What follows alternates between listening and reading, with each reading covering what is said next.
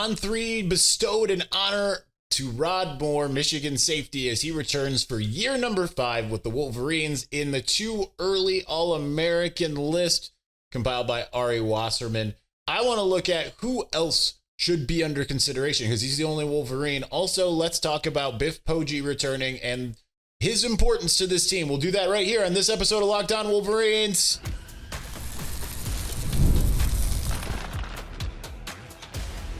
You are Locked On Wolverines, your daily podcast on the Michigan Wolverines, part of the Locked On Podcast Network, your team every day. Happy Tuesday. We are back and doing it. One of two Locked On Wolverines podcast, part of the Locked On Podcast Network, where it's your team every day. I'm your man on the ground, Isaiah Hole, publisher of Wolverines Wire through USA Today Sports Media Group. And I want to get into who else could be All-Americans this year. I've got 4 on offense, 5 on defense, so it makes 6 total on defense. Certainly there could be more, but these are the ones that I'm looking at. Who could be the best of the best? I'm not talking all Big Ten. I'm talking the best in the country. Michigan has always tended to have a guy or two that makes the first or second team list. I'll let you decide if they're first, second, or third team, honorable mention, whatever. But these are the players that I think have that opportunity to crack that fraternity of the best in the country. I find it hard to believe with as much returning talent as there is, really on both sides of the ball. I understand that you don't really see it, right? Like if you're a national guy and you're trying to look at other national players who have already had standout years, you would look at Michigan and say Rod Moore's probably your best bet. He was probably kind of right there as it was. And then you would say, okay, well, then, that who else is there? Because there is some youth, obviously. There's transfers and such. Michigan didn't necessarily get a bunch of really high-end transfers. They got, although they are top 10 according to On3. But still, I don't think you're necessarily looking at Anthony Simpson or Caleb Anderson and saying, yeah, that's an potential All-American. You could say that maybe about TJ Metcalf, but I don't have him on my list. So let's look at the offense first, then we'll do defense. So starting us off, I have Bryce Underwood as the QB because even though he is entering year 1, never played a college down, he is that talented, he is that capable. And if he ends up thriving, right? Because he's got spring, he's got summer conditioning, he's got fall camp, he's going to have every opportunity to win the job in advance, right? Like it's not about the talent that he has. He already is that talented. It's more about the ability to learn what he doesn't know, learn how to read defenses, learn how to make the protections and the calls and all of those things. If he can figure that out sooner than later, then yes, he could end up being the guy above Mikey Keene or Davis Warren, anyone else that's in that room. And he could end up, especially with Chip Lindsey's offense, being a lot more amenable to passing than the Kirk Campbell offense.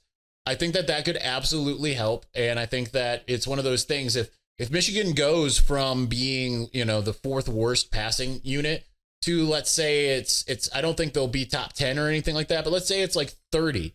I mean, people are going to look and say like they jumped 100 spots. It's because of Bryce Underwood. Michigan at this moment doesn't have a bunch of receivers that anyone is striking the fear in the heart of anybody. So it kind of would track that.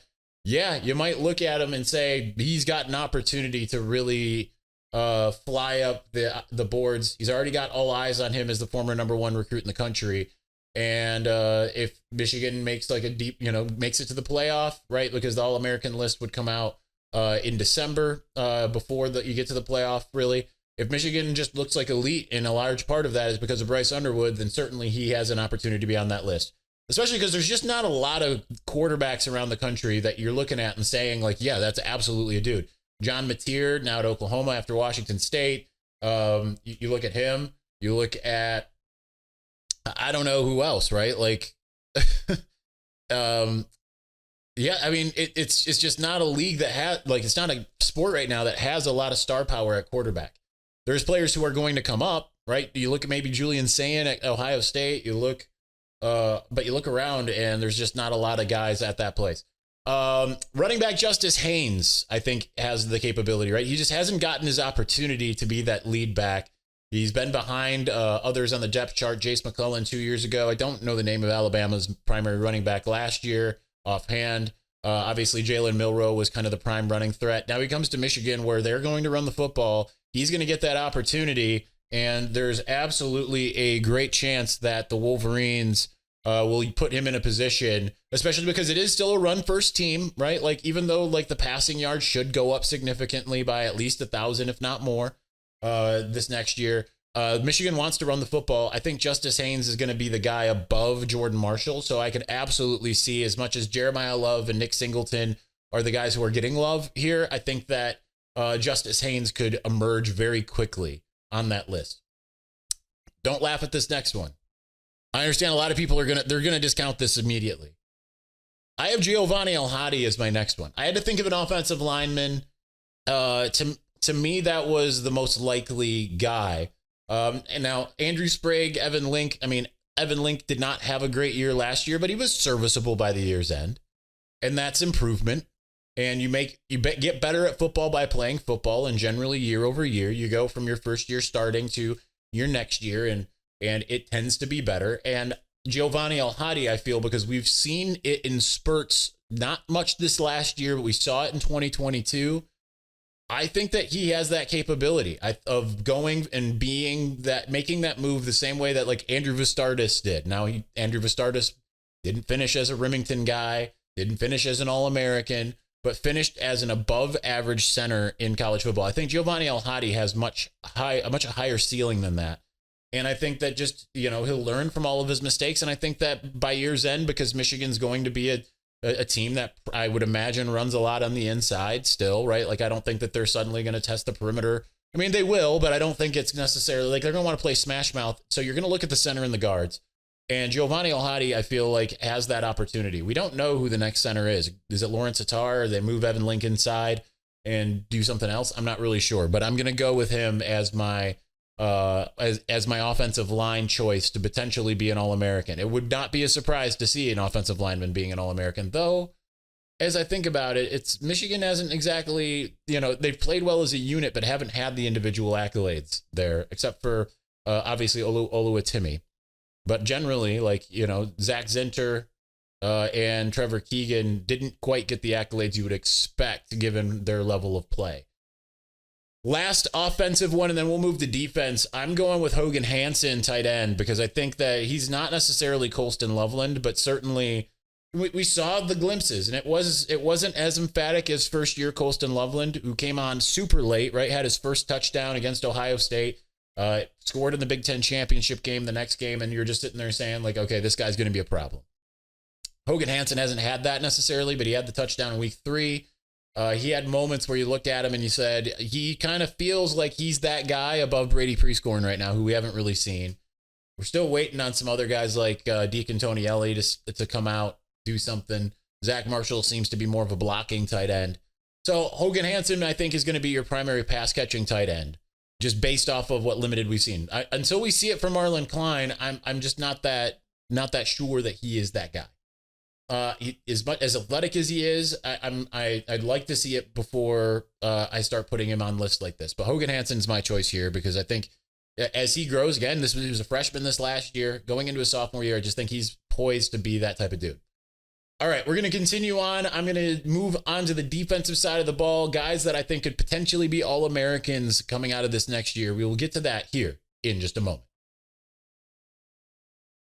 But before we do, this is a message from sponsor Intuit TurboTax. Taxes was dealing with piles of paperwork and frustrating forms and then waiting and wondering and worrying if you were going to get any money back. Now, Taxes is easily uploading your forms to a TurboTax expert who's matched to your unique tax situation. An expert who's backed by the latest technology, which cross-checks millions of data points for 100% accuracy while they work on your taxes. You get real-time updates on their progress, and you get the most money back guaranteed, all while you go about your day. No stressing, no worrying, no waiting. Now this is Taxes. Intuit TurboTax. Get an expert now on TurboTax.com. Only available with TurboTax Live Full Service. Real-time updates only in the iOS mobile apps. See guaranteed details at TurboTax.com/guarantees.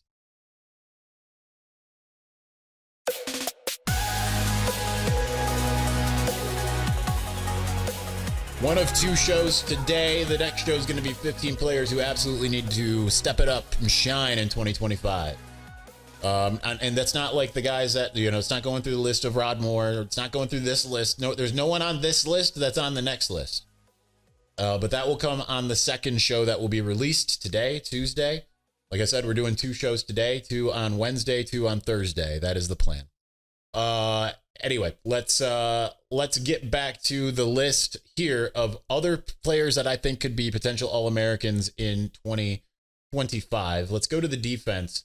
Let's start off with Rayshawn Benny, who I feel is kind of a snub. I don't remember who Ari Wasserman had as his defensive tackles.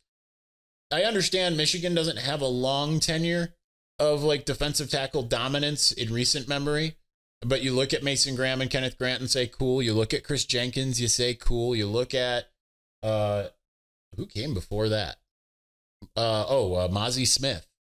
Right? Like there's a lot of names who have come through, but before that, it was kind of like, we're talking Donovan Jeter. We're talking, like all the guys between Mo Hurst and essentially the Mozzie Smith, Chris Jenkins pairing. It just didn't really seem like it worked out that great.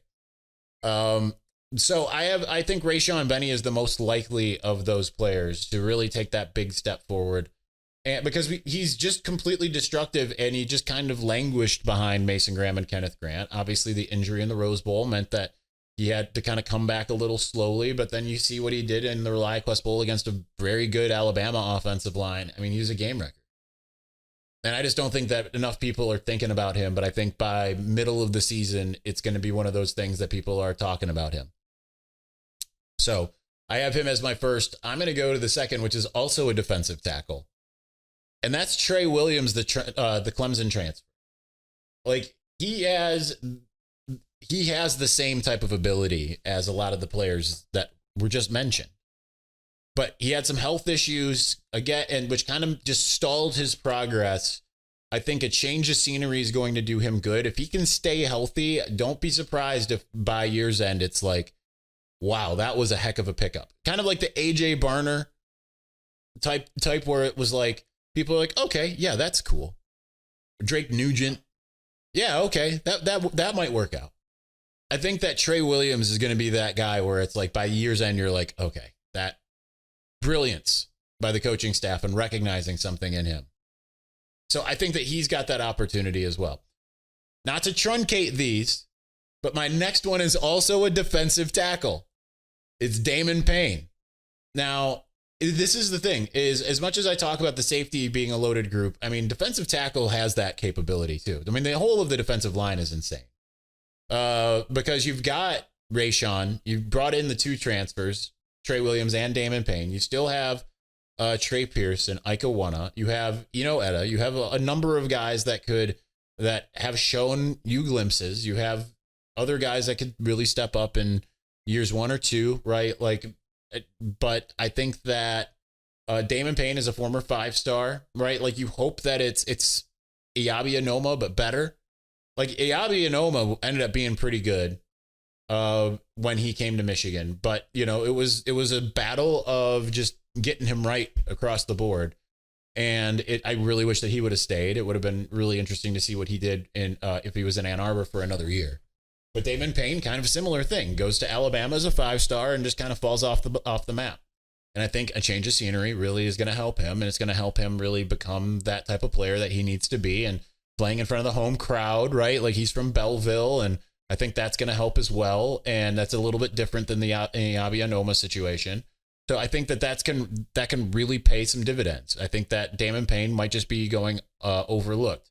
Heck, when he actually committed, it was like a graphic that someone made on Canva, basically, right? It wasn't that big Hayes Fawcett graphic, and everyone being like, wow. Now, granted, part of it was because he had signed, and then it was like got out of the signing, and then by that night he had committed, right? So that might be part of it, but I think that, again, he could be that guy that really takes a big step forward, and everyone's like, how did he not play at Alabama?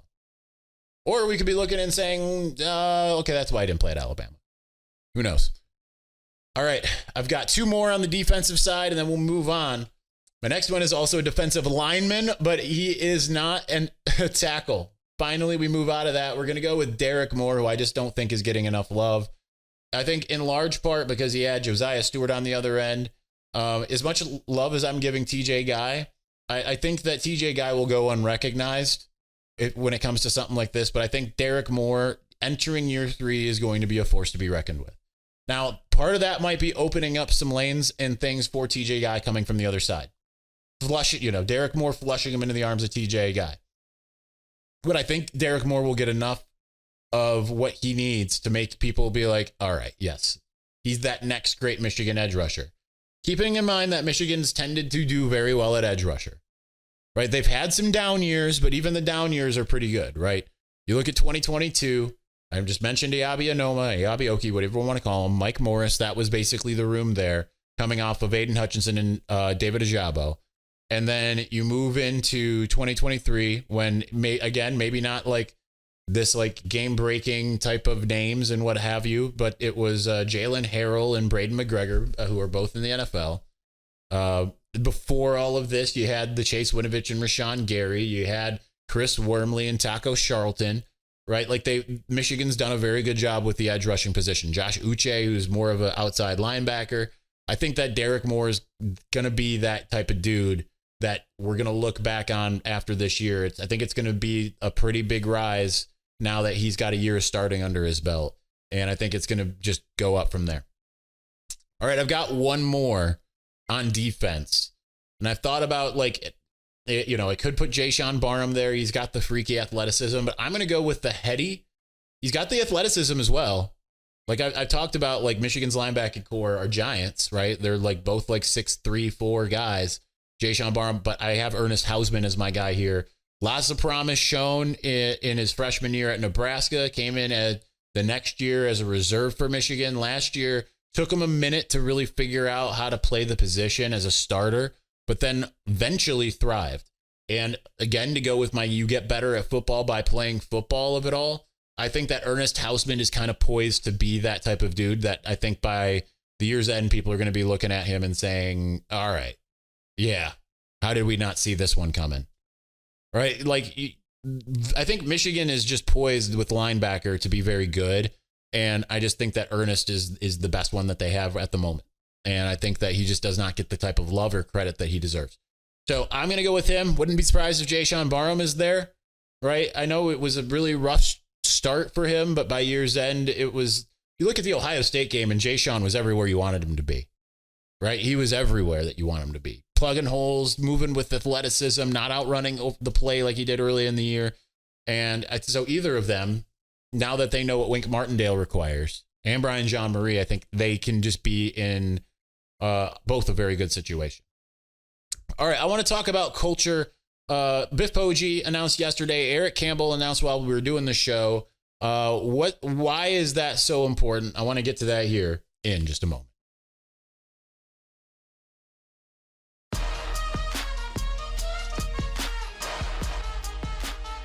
You're watching, you see me glancing at my watch. It's Pete Nakos and Matt Zenitz are busy people.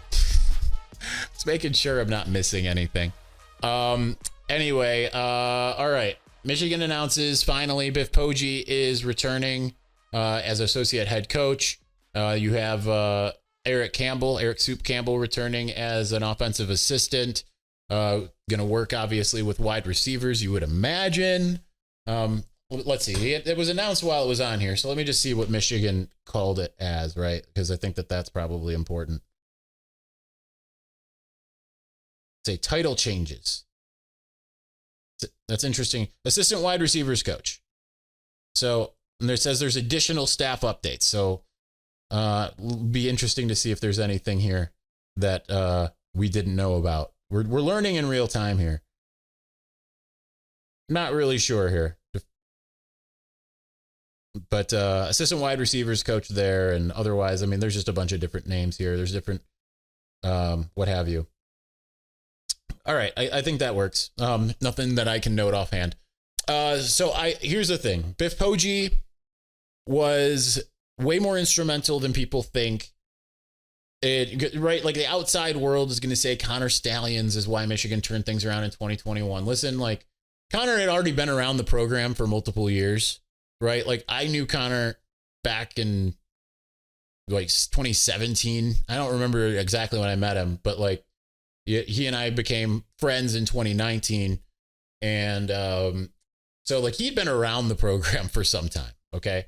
And for people to think that that all started in 2021, him being around the program and all of that just isn't true. But the big change in going from 2020 to 2021 was the culture of it all. Because, and I remember I ran into a Michigan staffer at a car wash in Ann Arbor, and he was pulling out as I was pulling in, right there on an industrial. So right by the facilities. I was living right there. And it was spring ball, and like all of the Zooms and everything, because we were still doing things on Zoom. They were talking about like, oh, this culture change thing is real, man. And I didn't buy it either. And then I'm talking to this staffer that I trust, that I know that is like watching every practice. And they're like, you have no idea how real it is. Now that was player led, but why was that so important that there was player led leadership? In part because it was Biff Poggi coming in and getting Jim Harbaugh to not feel like he had to micromanage everything. Remember, Jim Harbaugh went through some kind of stages, right? He comes in, changes everything in 2015, and that works for 2015 and 2016. You get to 2017 and players feel like he's inaccessible, and that came with the Jim Harbaugh like wanting to get hugs, right? Like, how about a hug? It's funny to see the difference between how the players in like 2017 related to Jim Harbaugh compared to how the 2023 team did, right? Like it went for like the free Harbaugh stuff that was happening at the beginning of 2023. That would not have happened, I don't think, in like 17, 18, 19, like, or 2020. Like I don't think that was there. But Biff Poggi had such an influence on Jim Harbaugh to make him understand the importance of having that player-led leadership, of taking his hands off the wheel a little bit, more being that CEO and steering the direction of the ship rather than trying to go down and shovel coals into the boilers and, and steer the ship, and also like oversee the crew and oversee the people who were, there traveling and what have you. And I think a lot of that goes to Biff Poggi. So to have that for Sharon Moore, who is entering his second year as a head coach, is massive. Because Biff Poggi has been around football much longer than longer than I've been alive, I would assume. I don't know for sure. I'm in my 40s, but he's been around and he's seen some stuff. So, and Sharon's younger than me. So for him to be able to be there and be like, okay, here's what we need to do in this circumstance, to be able to have eyes on the situation and say like, okay, this is good, this isn't, right? Like, note the players that left with Biff Poggi as well to go to Charlotte, right? You had Ayabi, you had Nikai Hill-Green, you had Julius Welshkoff. They all went and followed him because he's that type of guy. And so like that also kind of tells you his like communication level with players, right? He's a guy that everyone kind of really gravitated towards. So that is going to be absolutely crucial. Soup Campbell also, I want to talk about him. That wasn't initially the plan, but he oversaw the glory days of Michigan wide receiving. Right. He was Lloyd throughout the entire Lloyd Carr tenure. He was the wide receivers coach throughout the entire thing. Right. Think of all the players that came through that. Right. And like David Terrell, Ty Streets, Braylon Edwards, Mario Manningham, Adrian Arrington, Jason Avant. Right. Like, so to have that presence coaching alongside Ron Bellamy, he's going to get the most out of, he knows what it looks like. And I understand he hasn't had some high-level positions in the last couple of years. He's been at Bowling Green. But to get his eyes on the wide receiver room is crucial. And I think that can help. That can absolutely help Michigan take that next step. So very huge for Michigan to be able to continue the culture pulling in one direction. That's so huge. Right? It was factional, right? Like I remember interviewing Channing Stribling after he graduated, 2016, when I was still at 24/7 Sports. Did like an hour sit down with him. And he was talking about how pre-Jim Harbaugh, there was racial segregation in the locker room and position groups only hung out with each other. And it was like all of that went away when Harbaugh came. Well, all of that stuff came back again after that 2016 group left. But by 2021, it was a team all the way through. To use the biblical concept, a little yeast leavens the whole bred, right? So that can go for good and that can go for bad. And in the case of this group that we've just seen, 2022, 2023, you had your Aiden Hutchinson in 2021, and Josh Ross, and then you had your other guys that were glue guys, a Blake Corum or Mikey Sainristil still. And it was like this homogenous pull towards the good. And coming off of a struggle year last year, you can see that it stuck together by virtue of them finally getting the first blowout win against Northwestern, beating Ohio State, and then the backups beating the starters at Alabama. Like, no matter how much Alabama went into that game being like, whatever, like we wanted to be in the college football playoff, their starters still at like half speed theoretically would beat a bad Michigan team's second string, and it didn't happen that way. That's culture. It's amazing that Michigan's been able to do what it's been able to do the last couple of years without having like these star-studded teams, right? That is kind of like, I was asked in the mailbag that we did yesterday, how does Sharon Moore get into that Dabo Swinney conversation? Now, this started with Jim Harbaugh, but by changing the culture and getting it so everyone's pulling the same direction, kind of like you look at Iowa's defense, doesn't matter if they're all 3 stars, they all can play that defense. No one wants to play Iowa. That's kind of where Michigan is. Just hopefully they fix the offense. All right, that's going to do it for this episode. We'll be back with another one later. So thanks for watching. Thanks for listening. We'll talk to you again soon. Peace.